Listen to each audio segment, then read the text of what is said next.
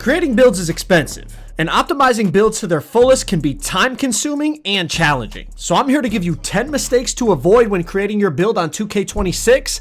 Drop a like on the video for me, and let's get right into it. The first one regards the new Badge Max +1 and +2 system. So understanding this is very important, and I'm gonna explain a few reasons why. You're gonna get a Badge Max +1 in the Tier 1 and Tier 2 slot.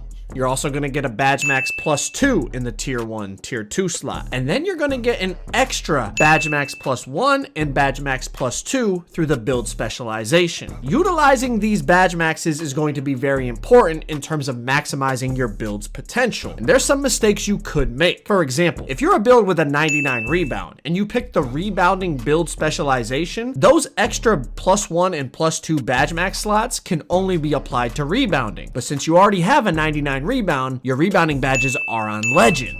You're not going to be able to put those Badge Max +1 and 2s on anything. So it's very important you pick a build specialization that's going to allow you to not only use those specialized cap breakers, but those specialized Badge Max +1 and 2 slots. It's also very important that you pay attention to badge tiers. Depending on the height of your build, certain badges are going to fluctuate between Tier 1 and Tier 2. This could be the difference between using your Badge Max perks on very valuable badges all across the board, or having to waste it on a less valuable badge because you weren't paying attention to which badges were in the Tier 1 and Tier 2 slots. Pay attention to your badge layout and all these new Badge Max slots to make sure you're able to utilize them on more valuable badges. Next up, with pure green windows returning to 2K26, it's going to be more important than ever to find the biggest green window jump shot bases for your specific build. And NBA 2K Labs has you covered.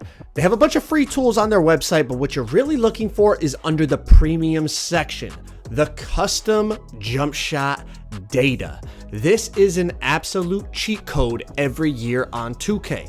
This data contains statistically tested jump shots for your specific build, giving you the biggest green windows and the fastest releases, giving you an edge over the competition. I personally use this database for all my builds. If you're interested in access to this, use code Joe at checkout for a big discount. I cannot recommend NBA 2K Lab enough. Animations could be the difference between you hating your build and loving your build. So making sure you have the attribute requirements necessary to unlock the animations you want should be very high on your priority list. Missing an animation threshold by a few attribute points is one of the most frustrating things you could do with a new build. So make sure you pay great attention to what attribute requirements are needed for the animations that you want to unlock. The newly added animation glossary is something you could utilize to try to make sure that you're not missing any attribute requirements needed for the animations that you want. But if you're going to make the most optimized build possible for yourself, you're going to want to have the most optimized animations available for your MyPLAYER. Next up are cap breakers. And I know some people are saying, I already know about cap breakers. I use them in 2K25. They are slightly different this year. So let's break this down quickly so that you don't make a mistake when it comes to your cap breakers. First reminder I want to give you,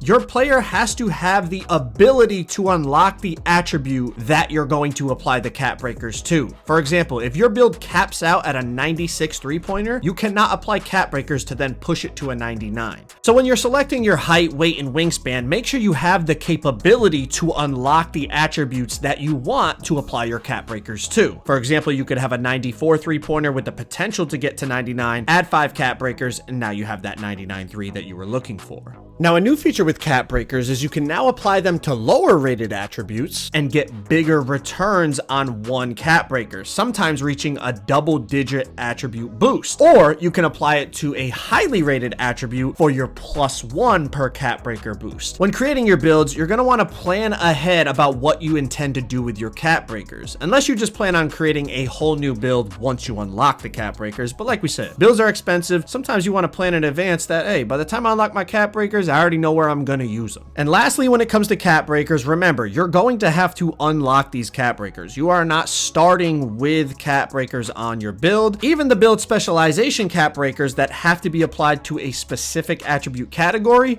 you're going to have to unlock them through the build specialization quests. High risk versus low risk builds. I've talked about this on my channel for years. If you're someone that's planning on making a couple builds at the start of the year, let's say you plan on making a guard and a center build, make the lower risk build first, which is the center. It's a much harder task to mess up a center build than it is a guard build. You can make your center build, start playing the game and see how it is. Let everybody else make mistakes with their guard builds. Take in that information and then tweak it to make the guard build you want to make. Guard builds are easier to mess up because there's more that goes into them. You have to make sure you're getting specific dribble moves, specific layup packages, jump shot bases, dunk packages. There's a lot more that goes into it as opposed to a center. You're really just making sure you got the attributes and the badges that you want. Sure, there's some dunk packages and jump shot bases you want to get, but they're at much lower attribute thresholds and you're pretty much going to have access to all of them as a big man. So make the low risk build first. Let everybody else make mistakes with the higher risk builds. Take in that information, make the tweaks that you need, and then make your higher risk build a few days later. Next is make sure you actually understand what each attribute contributes to when it comes to gameplay. I can't tell you how many times people have come to me and it's clear they don't actually understand what each attribute means. For example, putting up your mid-range also is your post-fade rating. Putting up your agility will not affect how quick you are with the ball in your hands. Agility is only for off-ball movement and defense. Putting up your close shot will also raise your post-hook rating. Make sure you understand what the attributes actually mean so that when you're putting up attributes for your build, you're actually creating the build you want to play on and optimizing it to its fullest potential. We've touched on this one a little bit when it came to the cap breakers, but pay attention to your physicals. Height, weight, and wingspan affect the attribute limits of your build. Make sure the physicals you select allow you to get the attributes and badges that you want to unlock to optimize your build. Also this year, pay attention. The maximum wingspan now is 6 inches above whatever height you choose. Also pay attention that some of the attribute caps have changed based on height and wingspan.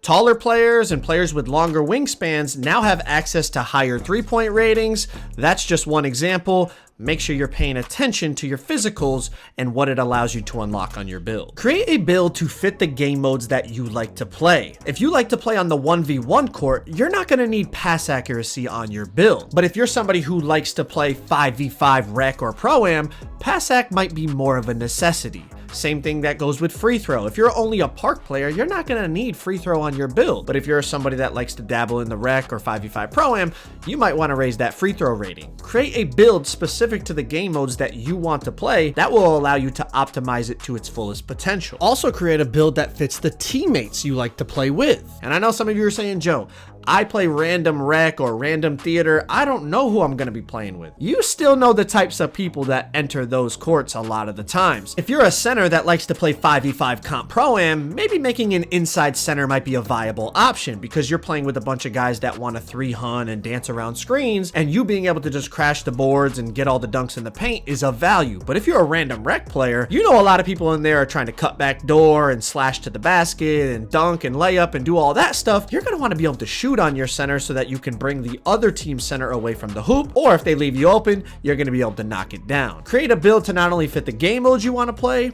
but to fit with the teammates or the randoms that you're going to be hooping with. Pay attention to Takeover when creating your build. There is custom Takeover this year, which allows you to select whatever 3 attributes you want to boost. If you decide to select 2 or 1 attributes, you'll receive an even bigger boost to those attributes.